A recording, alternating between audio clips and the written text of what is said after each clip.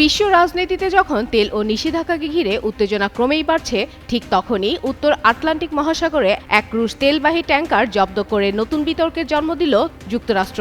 এই ঘটনাকে কেন্দ্র করে মস্কো ও ওয়াশিংটনের মধ্যে কূটনৈতিক উত্তেজনা আবারও চরমে উঠেছে। উত্তর আটলান্টিক মহাসাগরে রাশিয়ার পতাকাবাহী একটি তেলবাহী ট্যাঙ্কার জব্দ করেছে মার্কিন বাহিনী। বুধবার একাধিক দিনের অভিযানের পর জাহাজটি যুক্তরাষ্ট্রের নিয়ন্ত্রণে আসে।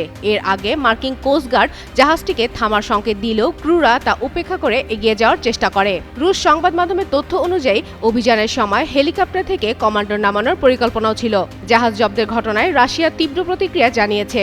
দেশটির পরিবহন মন্ত্রণালয় একে আন্তর্জাতিক সমুদ্র আইনের সুস্পষ্ট লঙ্ঘন বলে দাবি করে জানায়, উন্মুক্ত সমুদ্রে জাহাজ চলাচলে পূর্ণ স্বাধীনতা রয়েছে। তবে যুক্তরাষ্ট্র বলছে, বেলা ১ নামের এই ট্যাঙ্কারটি ভেনেজুয়েলার উপর আরোপিত মার্কিন নিষেধাজ্ঞার অমান্য করে তেল পরিবহন করছিল।